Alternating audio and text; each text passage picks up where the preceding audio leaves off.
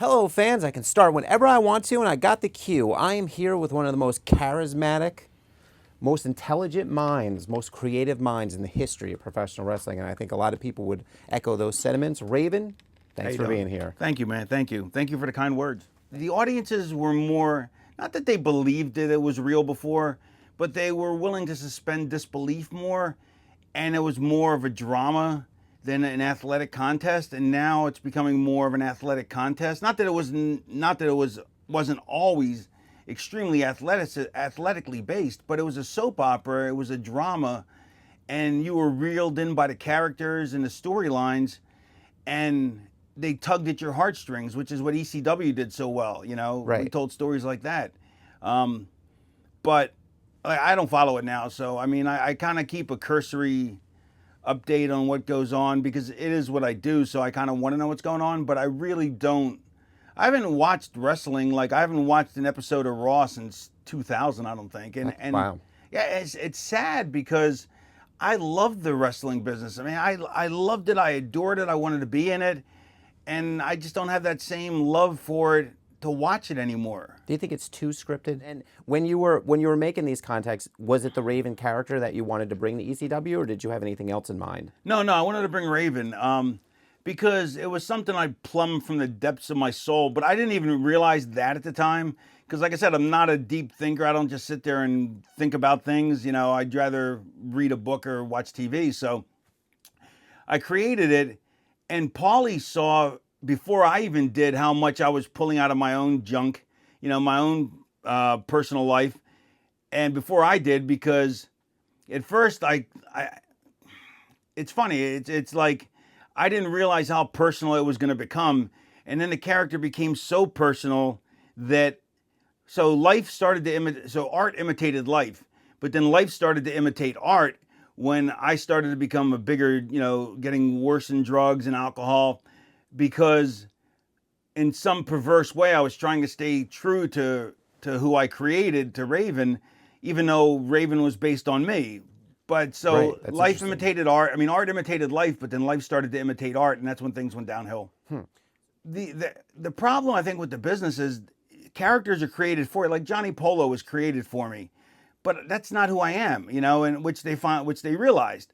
But when you let someone create their own character, generally they have a better idea because they know their own life, you know, and generally, whether they realize it or not, are going to instill characteristics in it that are part and parcel of themselves to begin with, which makes it easier to be the character and be seen as that character, you know, in truth through from the audience. So, because the audience has to believe it. If you don't believe in your character, they won't. So, when you just give somebody characters, sometimes you can hit the jackpot, sometimes you can hit the nail on the head, but like the big boss man, you know, wow, you know, amazing. Undertaker, amazing. But for the most part, when you're just doling them out, it's not like we're casting agents. You know, it's not like in Hollywood where they have people whose job it is to cast parts, but that is what happens. Like they'll come up with an idea and say, "Oh, we need a pirate. Oh, let's make this guy a pirate because he has a glass eye," you know, or something.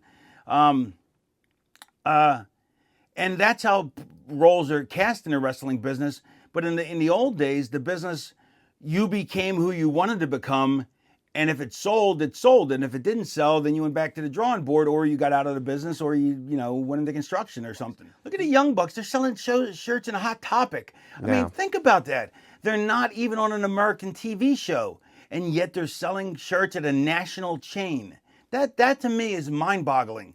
You know that they would have such a large audience without having any national TV exposure, to be able to move merchandise, to be able for a national chain to go, we think we can make money with these guys, and they're not even on TV, you know, and probably, you know, 80% of people that go to Hot Topic probably never heard of them, but the 20% that have are going to buy enough stuff, and that to me is amazing. So there is a revolution. It's just not concentrated like what Paulie did. The original idea was I was gonna come in for 3 months to get Dreamer over. Right. Paulie didn't realize what I was doing with the character. He thought I was gonna do like a misfit grungy version of, you know, but still a comedy character because that's all I'd done before. You know, Right. was chicken shit heels, and that's what he thought it was going to be. But when he saw it wasn't, that's when the wheels started turning. And I told Paulie before he even realized that that's what it was. I said, look, we need, if you want me to get him over quick, we need to have a backstory. Because if we have a backstory, there's already emotional investment tied in. We can skip 3 months of programming. We can just jump into the meat of the program if there's a backstory. So I came up with the backstory with when he gave me Stevie, but I came up with the backstory of summer camp, which me and Tommy were talking about that yesterday. We don't even know the name of the camp. Right. So you're in the middle of this feud, and it's over, and it's hot. Where did you see it going? Could this have been a feud that could carry on for years and years and years, or did you see an ending to it? No, Paulie. That was Paulie. Paulie put in the Dreamer Never Beat You, and so when it came time for me to leave at the pay-per-view, me and Tommy both lobbied to Paulie, don't beat him, don't beat Raven. Let's keep it. Raven will be back, and Paulie's like. And I respect Paulie because, he couldn't know that I'd be back in 2 years, and he couldn't count on that, And he had to get his mileage out of me. I had to put Tommy over, to make, to finally give catharsis to the feud. But in hindsight, sure, we never should have done it. And me and Tommy both thought we never should have done it. But from Paulie's point of view, we absolutely had to do it. I totally see that. So you're in the ECW, and WCW comes a knocking. Is that a strictly financial motivation, or are you discontent in your ECW run when they come calling? No, I'm not discontent at all. But I always wanted to be the number one guy in the number one company. And so. Did you feel you weren't that? I felt I was the number one guy in the number three company. Right. There's going to be people who are going to argue saying that they were the number one guy in the number three company, but regardless, I was in the top 5. Right. I was in the deck of if you were going to shuffle the cards of who were at the top, I was one of the cards. But I wanted to play on bigger, I wanted bigger fields, bigger money. I wanted more, and. So, but Paulie felt I betrayed him, so we didn't speak for a long time. I was going to ask you about that. What was the conversations like when you went to him first? Yeah, now that I think about it, I even told him, I said, look, they're offering me this. You offer me this much, I'll stay. But right. I got to have more money. I can't, I can totally live on what you're paying me, but I can't build a future, Did you personally feel like you were betraying him, or did you just think it was an evolution of business? Evolution. Right. Because that's the way the business is. Of course. Yeah, nobody stays anywhere forever. So, yeah, but what happened is after 2 years, I felt like I was stuck. Like there was the top 10 that I called it. There was the Big Show, Flair, Nash, Hall. And there was about 10 guys, and then there was a huge demarcation point. And then there was me, Jericho, Conan, Booker T. And then there's another demarcation point and another. And I felt that I'd earned the right, at this point to move into the top 10. And they didn't. I was becoming more and more self-destructive, but of course I wasn't aware of it. Right. Because like I said, I'm not a great thinker. I'm not a big thinker. I'd rather push stuff down and not dwell on it, so right. Time to move on. Right. And my drug use got worse, but then I got clean. So, who knows if I would have got clean? Who knows if I would have died? Who knows what would have happened if I would have stayed? Sure. Did you see others around you going through the same things you were going through, or did everybody? Yeah. It was pretty prevalent. Mm-hmm.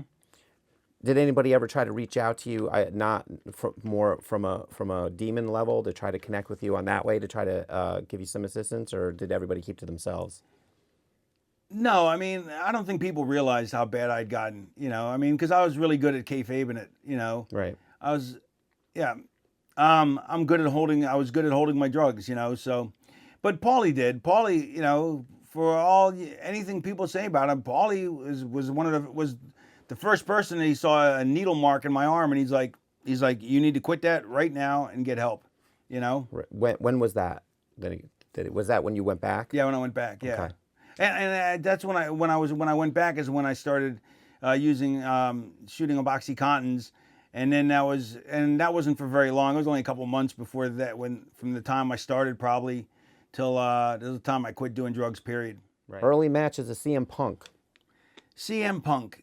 Yeah, no, like it's funny. I always say this, but it's true. He thought he was the best in the business, and he wasn't, but he ended up becoming exactly what he thought he was. Right. Yeah, it's amazing. He really became he really became unbelievable. When all of a sudden you go from whatever you said being somewhat important to being completely important to everything, because once you're famous, everything you say, people really, it's hard not to let fame get to you, Right. And then if you feel like you don't deserve the fame, then who do you get mad at? You get mad at the fans for liking you, and so you take it out on them, your own insecurities. So so it can be it's kind of fucked up. Double-edged sword. Yeah, but that's only if you don't feel what you've acquired is worthy. Right. If you don't feel worthy of it, and I think that may have been. I don't think I felt worthy of it for a long time, and so if I may have treated fans not. I always tried to treat them well, but I may not have treated them as well as I should have. Right. Which I try to now.